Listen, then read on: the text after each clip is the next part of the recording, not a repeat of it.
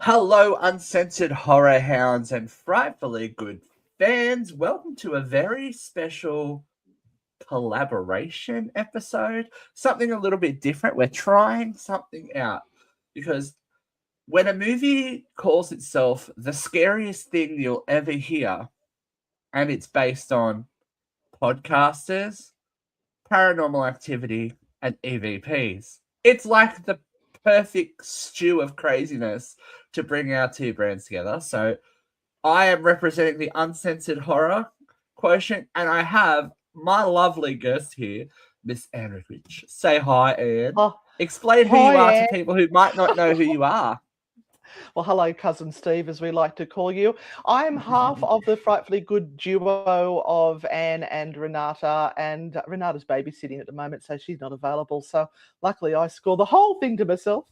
You I am did. part of the frightfully good paranormal team. I am also half of Oz Paratech, Australia's largest online paranormal equipment store, stocking all those goodies to the ghost hunters of Australia.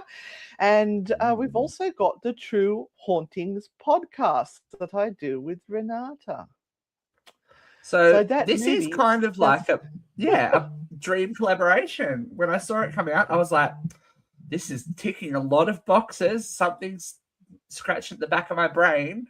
And I thought, let's do a little bit of a two-parter episode. I'm not going to tell the people what the second part is until later, but we are going to discuss some of the facts underneath the new A24 movie, Undertone. Now, this has already been out in cinemas in the US. It is in cinemas here in Australia, and it is time to get a little bit in depth about the phenomenon known as EVP. Now, Anne, as our local authority that we are claiming you are today, in she's Newcastle. local authority. Yeah, local. That's what I mean. Local authority. She's our local authority. Can you give us, or give the people that may not know, a bit of an idea about what EVP is? Well, the acronym, that's what you call it, isn't it? It stands for Electronic Voice Phenomena. And essentially, it's voices that will turn up on recordings that you don't hear at the time when you were recording, but when you play it back, all of a sudden there's sounds and voices that were not there, allegedly, at the time. Mm-hmm. And that's a very big premise of this movie, as we will find out if you haven't already seen it. Now, what kind of equipment do people typically use for an EVP session? I mean, there's a plethora because I'm kind of in the field with you, but Yes. again, for the complete novices and the people that may have just be seeing this for the first time on the cinema screens, what kind of equipment do people usually use for an EVP session? Well, as you said, there can be many types of equipment that they can use, but essentially you need a voice recorder of some form or other, something that can record your questions. So I typically use an Olympus digital recorder. I just find they're a decent quality and easy to use. You can plug it directly into your computer to analyze the evidence later on and download things. You can just use your mobile phone because you do have a voice recorder on your mobile phone. So that's an option. There's for recorders that people have bought from places like Target and Kmart that are $20 and, take it along, give it a crack. But then you can go through to the Rolls Royces. There was one called the RT EVP, which was put out by DAS, which meant you could record and listen back at the same time to Oh, hear wow. whether you were getting responses. And there was a bit of a delay. So there'd be one person who'd be plugged in listening to headphones and one person who was asking the questions. And the beauty of that one was that you could see instantly whether there was something responding to the line of questions you were asking. Were they interested in what you were asking? But that one was phased out. But then the next greatest thing that came along was the DR60, I think it is, by Panasonic. And I saw some of those on eBay today for 4,000 Australian dollars. Now, they're Oh, actually wow. a discontinued digital recorder that was removed for sale because they thought it was faulty. There was all these noises that were turning up in the background. But somehow or other, there was some filter, I think. I can't remember the exact part about it that was wrong, but there was some filter that was missing, which allegedly allowed ghost voices to be caught more easily. So you'll see it used a lot on the ghost hunting TV shows. It's Amy Bruni has one. It's sort of about that size, like almost the size of a mobile phone, sort of that size, and it's silver. And yeah, you could instantly play it back and hear whether you'd have responses coming through there as well. But there are quite a few things you've got to be aware of when you're using them. So another question, just to piggyback off that one. Do you think that there is a huge difference between an analog, old school kind of tape device as opposed to a digital recorder when it comes to EVP? Is there something that would work better for people? Look, there are theories out there that you could use the old reel-to-reel. I mean, that's where the first ones were supposedly captured. Frederick Jurgensen, I think his name was recording bird noises. And when he played it back, he heard his mother saying, "Is that you, Friedrich?" Along those lines. But during those times, they used to tape over things. So you just wonder, was that left over from a time gone past? Other people swear by the old-fashioned tape recorders that we used to have. Well, I used to have in the 70s and the 80s, where you just I had one whack too. record I had on. one too. Yeah, and you could use that, and they would be better to pick up things. The problem with mobile phones and a lot of the modern equipment is that they will have filters and equalizers and things put in there to cancel out background noise, and you don't want that. You want something that's a little bit more raw and original. So is there a ideal condition for capturing a good EVP? Oh, we need to ask our friend Lisa about that. She would know. She knows where it's not. She Well, knows. She knows firstly, everything. to get the ideal conditions, you would need to be in a soundproof room where there is no buzz from electricity or anything within the room that would cause any form of sound. So it'd have to be incredibly controlled conditions, which out in the wild as a ghost hunter is virtually impossible. And that's part of the problem with the field, right? Is that pollution, whether it be people, environmental, whatever. There is no ideal condition. Sometimes you just got to jump in there and do it. Yeah, the worst is rumbling tummies. Sometimes you'll hear that. And if you don't mark it, now mark it is when you say, I heard somebody's tummy rumbling, or somebody just got up and flushed the toilet. You mark every single sound you can hear, and even to the point that it becomes annoying to everybody in the room. If you're going to do it properly, you should mark every single sound. So I can hear the hum of an air conditioner in the background, anything. So that when you play it back to analyze it, at least you can go, oh, that's right, I forgot about that. Because as you know, many of us ghost hunters will not get around to analyzing our evidence for a little while. Right. If ever. And it's also like when you there is that kind of separation from being in the moment and then listening back to that moment. I know that you found it even in podcasting. You think it's a nice, quiet environment, and then all of a sudden you'll hear a car out the front or a dog barking or something like that you didn't pick up while you were recording. You're like, well, that's awkward. Yes. Is it a ghost that dog? I forgot to turn the microphones on like last night. Well, that's just called a shit happens moment, right? Yeah.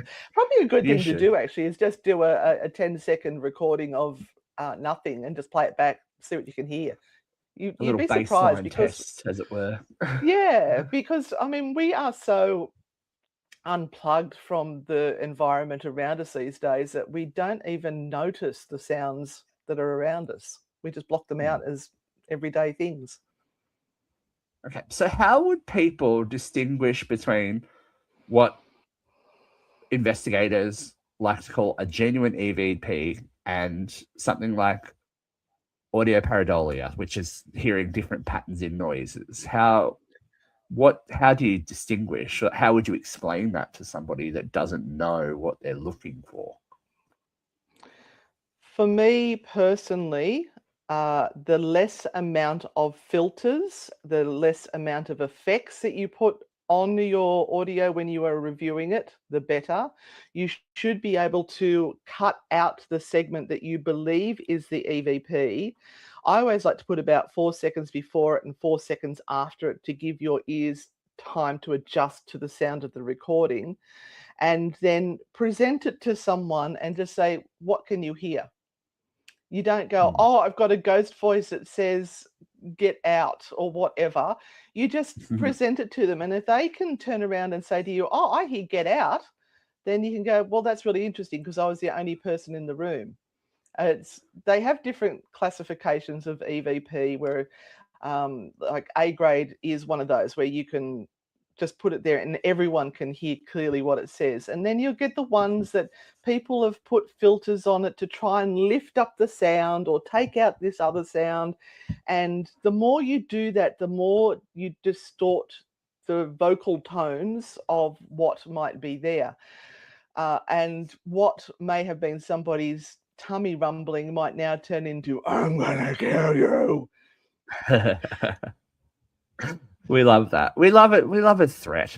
Makes the night easier. Makes the night funner for everyone involved.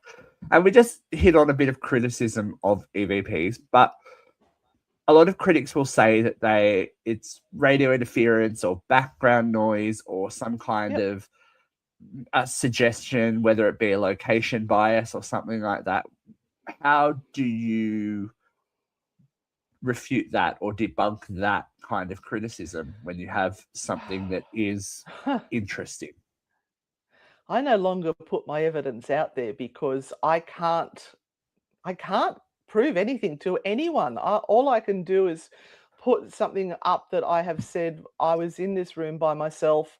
There was no one there. I've controlled the conditions to the best of my ability, and I have something that I cannot explain. And somebody else that was not there with me can always pick it to pieces because you have to trust the investigator implicitly that they're not going to lie for ego to prove that they've got the evidence that's going to solve a crime or whatever. So I don't know if you can. I do it now. If I get my recorder out, I do it for me or the spirit if they want to talk. I don't need to prove anything to anyone. I think I had so many that I got from Q Station Manly that I know that there is something going on. So I just don't need to prove it to anyone. So that takes me into my next question. Oh, we didn't even plan that. You've got to have. I know it's like we've got a good simpatico going. You've obviously, as you just said, had your fair share of interactions with the EVP phenomenon. Do you have a favorite one? Do you have something that has made you really stop in your tracks and go, oh, that's definitely something? Probably the first one I ever got was one of my favorites because it took a little while for my ear to tune into it. When you're listening to all this noise, you'll hear a lot of white noise, you'll hear the crickets. I happened to be at a cemetery at the time, and I was the only person at the very top end of the cemetery. The other two ladies I was with was right down the bottom, probably almost 800 meters away from me. We were all being very quiet, and I popped my digital recorder onto a headstone and said, is there anyone there? Can you hear me? And I had a voice when I played it back in the white noise saying, we can see you. And It's weird because when I first heard it, I thought, oh, what's that? That's weird in the background. But then once I sort of tuned in and my ears could focus on it, I realized it was a man's voice. And I was alone in a cemetery with whatever was saying That's they not could see disturbing at me. all, is it? No, I'm glad I didn't actually hear it at the time. I've Right. had other ones where at Maitland Jail where I've said to someone that's sitting with me there, they were getting a bit scared, and I said, "It's okay. There's nothing they can do. They can't hurt you because they don't have a physical form anymore." And there was a voice on the recorder that said, "I'll kill you." Oh, see, everyone always, and Another, I think that's the pretense yeah, of this movie, right? That they want the yeah, scary thing. They want and the ooh moment. again, nothing hurt me. Nothing came Yeah. after me. Nothing tripped me down the stairs. It's just words. It's like humans. They'll say horrid things to you to try and scare you. And I guess that's the nature of this kind of evidence too, that it is so fragile unless you look after it properly and remember what you have. You told me a story about one that you lost from a location that was very, very clear, over near the Steel River site. Oh yes, yes. Tell the people That that was a story, good because that's a one. great Okay. story. That's a great story. That was at an old orphanage in Newcastle, and the land had been cleared. It's now been built on since, and there is a very tall lone pine tree there, which is heritage listed, so they can't tear that down. And I had put a blanket down in on the grass because it was very long grass over there, and I had put some equipment on it, and I put a digital recorder on, and it was the RT EVP that I mentioned.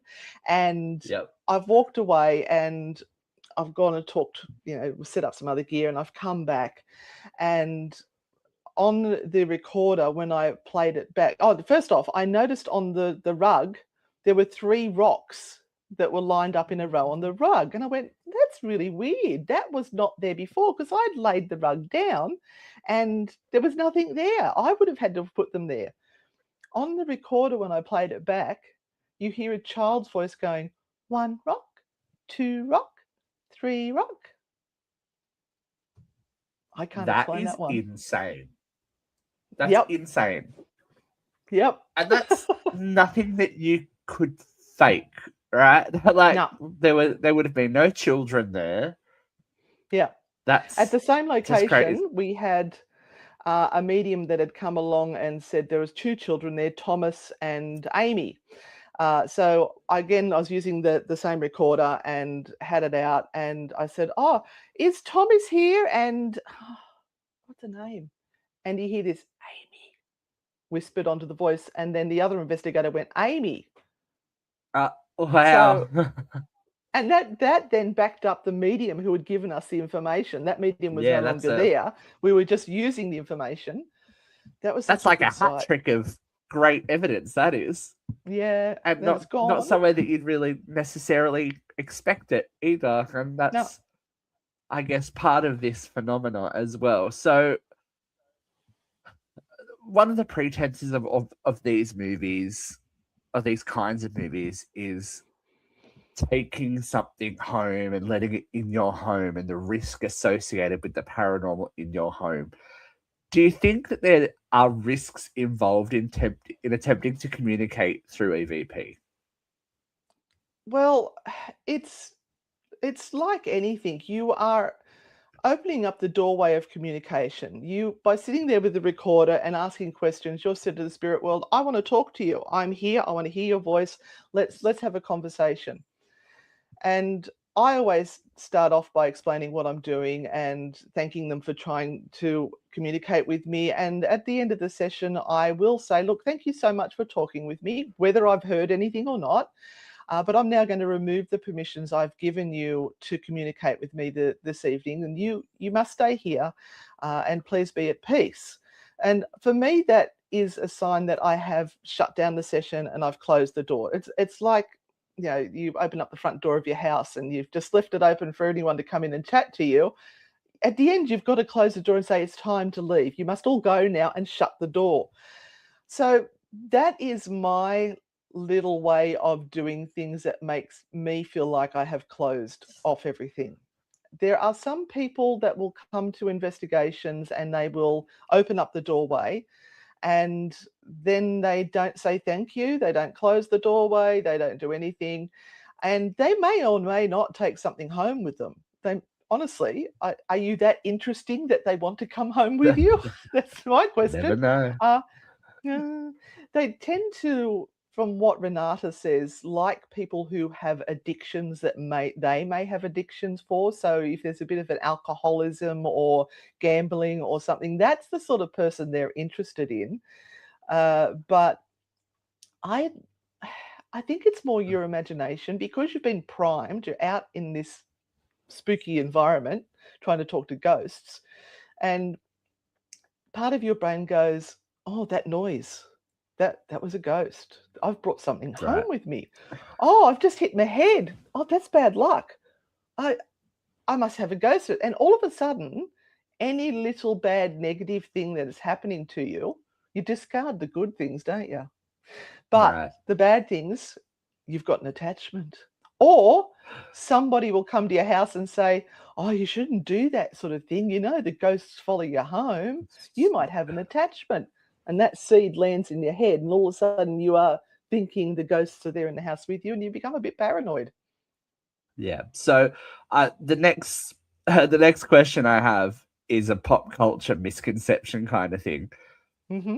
How right and how accurate do TV shows and paranormal shows get this phenomenon?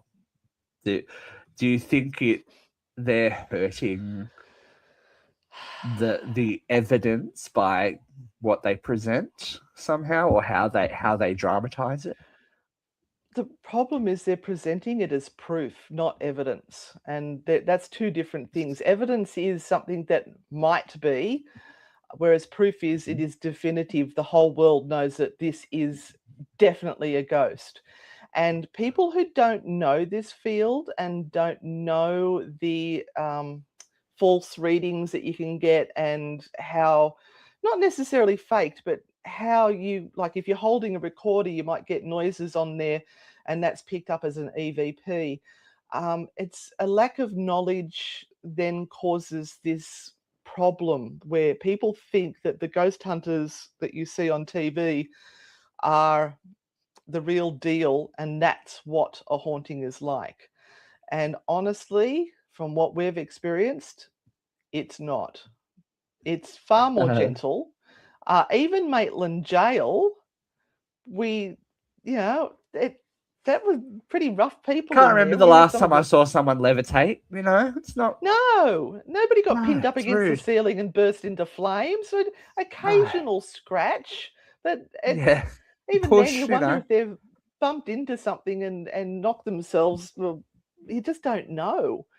So, imagination, and they're feeding into people's imagination. And there are some vulnerable people out there who are happy with the knowledge that they've got and won't look any further and believe that everything is true. And yes, that is causing damage to the average Joe, or what do we call them? The mundanes, as we like to call them. The normals, The the normals. GP, the GP. Yeah. So I guess this is just like a little capping question. As working in this field, and and all the experiences that you've had, whether it be EVP, whether it be Ouija boards, whether it be something like that, has it changed your belief about life, death, what happens afterwards, all that kind of stuff? Or is it kind of made you question more? It's made me question way more, and Yeah. the more information you have, you realize the less you know. And the more I have started diving into the psychology of the human brain rather than ghosts. If anything, it's made me less of a believer in paranormal phenomena than it has of the phenomena of the human creating its phenomena. Hmm. If you know what I mean? And I think that there is, I get the same, I guess, criticism sometimes from some people about being a bit of a buzzkill about things when people experience things. Yeah, me too. But I think there has to be a healthy skepticism in anything you do in order to have an authentic experience, because even if it's we'll take an example from even if we think we hear something and we know what we hear, revelations a day later can really flip things on their head, and it was a man-made thing. It was Ding, somebody ding, talking ding. in the next room. You know, Or an app playing on yeah, well, look, I wasn't going to call it out, but you know, like, I think that you have to, because otherwise the true believer notion kind of depowers any kind of agency that we have, that there is just this other world that will act and interact with us how and when they like, and we have no control over that. I think that healthy skepticism is the way to go. And when you look at especially Hollywood dramatizations of evidence-based things, it can be a little bit misleading, shall we say. Oh, somewhat. Look, I have to be honest. I have to be honest with people. And if I can give you an explanation for what is going on, I will say something like, look, maybe that orb might be the fact because you've got a light over there and you've got your flash that's gone off, and it could actually be a speck of dust which is a little bit close to the lens. And if they go, oh, no, that's my Auntie Norma, she's come to say goodbye, I'm not going to take that from them. If that gives them some sort of relief in a time of mourning. Yeah, closure. And I will just drop that seed for them to maybe think about it next time. All I can do is plant the seed for you to hopefully go on a journey of discovery and learn more. But some people, as I said, are vulnerable and they're happy with the knowledge they have, and they feel special with the knowledge they have, and are happy to sit there and not learn more. And for the odd occasion that something is legitimately paranormal, and paranormal doesn't necessarily mean otherworldly, it just means not of the norm. Can't explain it. Yeah. You know, it's knowledge is power, even if you don't necessarily believe in certain things. If you have all your logical reasoning and it doesn't fit, doesn't mesh, then you have another avenue to explore. So knowledge in all fields is power, is the way I look at it. So it doesn't matter if it's Great Aunt Susie or a banging window. It might be both, depending on how much Aunt Susie got around. You never know. Now, before we close out, I have a couple of little examples that I'm going to play for you, and we can have a little discussion. Now, this is a collection. I'm going to cite my source. This is from the Unexplained Paranormal Collective, and they have collected a whole heap of other people's evidence. So we don't own the rights to any of this, any of that kind of thing. But not claiming it belongs to us. No, and the disclaimer will go in the episode. Don't worry. But I want people who haven't actually ever experienced this phenomenon to get an idea of what it is, away from a Hollywood situation, because it is quite different. So I'll get our little video ready. It'll be good to go. We'll only do a couple because it's quite long, but here we go.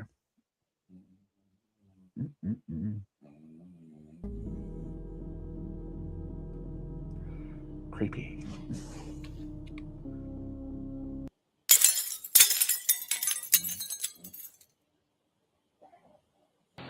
Is everyone in this room with me?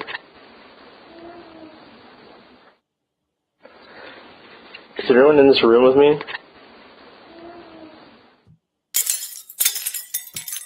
Okay, let's discuss that first one. Hard you want to hear, me to right? Be, yeah, but I mean, you can actually hear something go, oh, yep. Mm-hmm. That to me sounded like an owl. Mm.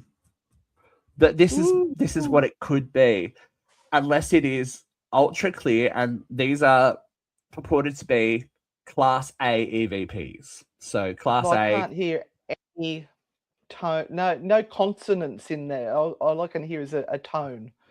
Okay, let's try another one. We'll see what happens. Okay. Are you associated with the hospital?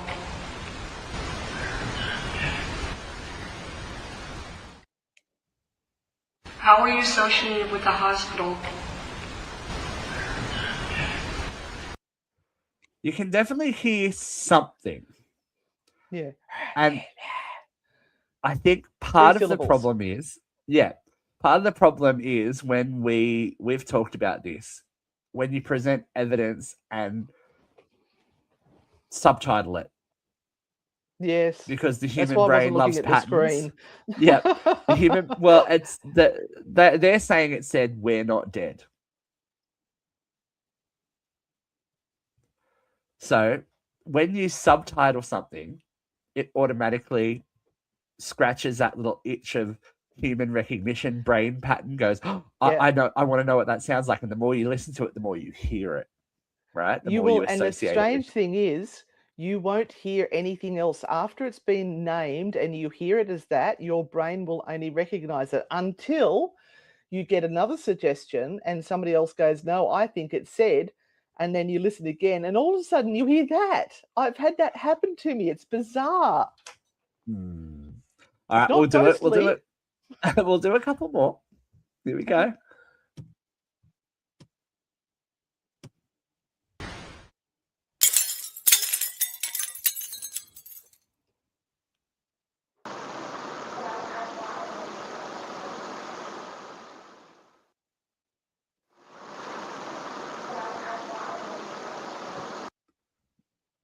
Yeah, that That sounds was like a a whole voice. sentence. That was a Yeah. voice, right? So there are some times that Absolutely. you can't deny it sounds like a human voice. Mm. And you can hear words, quite a few words, that they are saying, "I want my mummy." Do you want to hear it again? Yeah, please. We'll go back and do that one.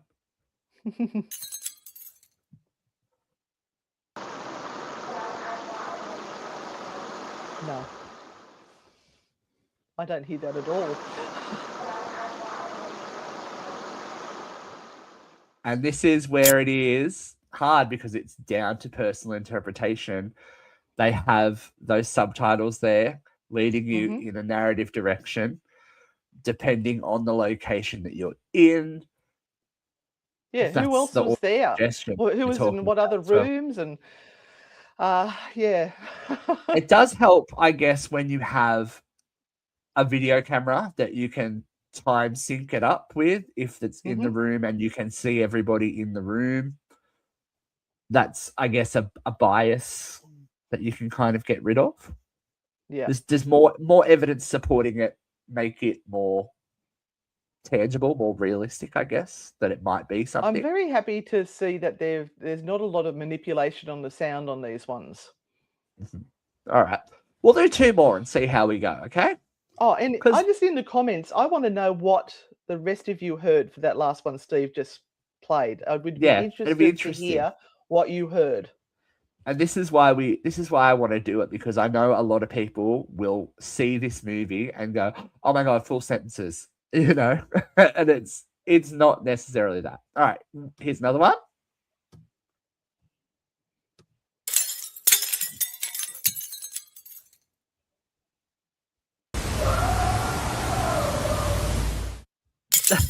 That one's pretty self-explanatory, right? They just said man screaming. Or a dog. But we have been in very, very haunted places when there have been very, very drunk people, not even that close by. And you'll be amazed at how far the human voice can travel. That sound travels. Particularly when you're in a building that might be all cement walls and there's no carpet or anything left, like Waverly Hills.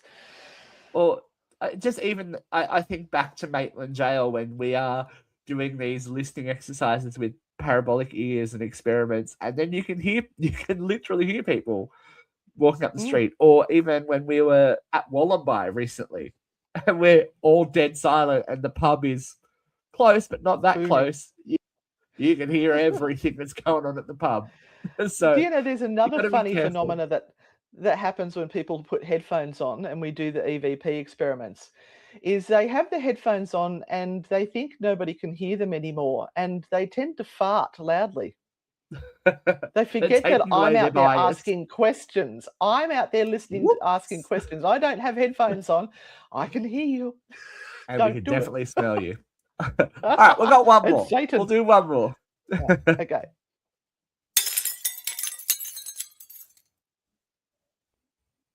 That they felt that was in charge.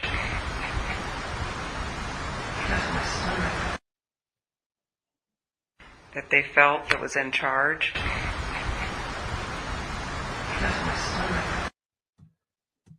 That one's interesting, right? Yeah. That one is probably, out of all of them, the most compelling, because it sounds like a human voice. And you can, I definitely, because I did the same thing as you did when I first did this video, listened to the video, I closed my eyes, and I wrote down what I thought they were saying, and I was kind of close. I thought it said, "That's my son," because you can definitely hear the end of it has that sound in it. But yeah, for my brain, I need to listen to it quite a few times, to be able to get my ear in, particularly since I've got dodgy ears anyway. But it's weird when I'm listening to EVP, I can actually seem to pick out the voice line better. I don't know if it's because of my musical background, because you're used to picking out the different layers of sounds of instruments and things. I don't know. So hopefully this has been interesting to people and given you a little bit of understanding about what the actuality is behind the Hollywood of it all. Because when we see these, especially ghost movies, think back to when Paranormal Activity came out, when Blair Witch isn't necessarily a ghost movie, but when all of these found footage paranormal movies come out, people take what they see in these movies and on TV show as fact, as this is how it is, this is how the experience is, this is how to do it, this is why you don't, or why you do it. And I think, as we've said, and knowledge is power. When they say based on a true story, because all of a sudden you go, oh my God, this is real, it really happened. The only thing that might be based on there is the name of the town it was in, and nothing else. Or that it happened on a Wednesday. You never know. You've got to dig deep and examining. I just want to say to people, I'm not possessed. I have blue eyes and I've got a green screen behind me. So every time I move, I've got the background moving through my eyes. That would have been interesting. Now, as you said earlier on in the show, you are a purveyor of some of these fine goods. They can visit this website, correct? Look at that plug. Yes. They can visit that website. OzParatech.com. Yeah, and we do have the Olympus digital recorders that I like. They're nice and simple to use. I've got all the stuff that you see on the ghost hunting TV shows, even the Ovilus. Oh, look, my eyes do look very bizarre. And a lot of the stuff from Ghost Stop and DAS. So head on over and have a look. I get stock in and it sells out really quickly. So be patient, or let me know if you're after something in particular and I can keep it aside to you. Sadly, I can only ship to Australia and New Zealand, though. And of course, if people are interested in hauntings of the true variety, where could they find something like that? Oh, I know a fabulous podcast called True Hauntings. Fancy that. I know. Happened to be narrated by myself and Renata. Now at 1.1 million downloads in 200 episodes. Hello. So it's doing well. People will like it. There's a bit of a sense of humor in there as we reveal the history and whether we think it is really a haunting or a bit of a furphy. Now, I teased a part 2 because we love a good cliffhanger. The collaboration will continue as myself and the lovely Renata Daniel, who is a psychic. We're going to the movies. We are. We are We're we going are out. going to go. We are going out on a school night and everything, and we are I'm going leaving to the sit in the dungeon. cinemas, and we are going to see Undertone. So there will be a part 2 of this where we sit back and review the movie. Now, this will be really interesting to see because normally my compatriot, Katie McCarthy, we are horror fans through and through. I think it's going to be very interesting to have yourself and Renata step in and give your 2 cents on what is allegedly what is being promoted as one of the scariest movies of all time. So can we take in one of my little digital recorders and maybe just go, oh, for duck's sake, what the duck are we'll they get doing? we'll get some reaction shots. That'll be good. Oh, yeah. But The noise if of our eyes hitting the back of our head as they roll might be very loud. well, for that scary, we might get a few screams out of us. You never know. Right. But We if might you need want to to take our find parrot out, depends. yes, if you want to find out, tune in when part 2 drops. Thank you for joining me today, and this has been Oh, an pleasure. Uncensored Radio Frightfully Good collaboration. Stay spooky, folks. And where do you like see to you see on the people? dark side. Yes. We'll see Yeah. you soon. Yeah, and Yeah. don't be a Blow it out dickhead. your ass. We'll see you in the cinema soon, folks. Bye.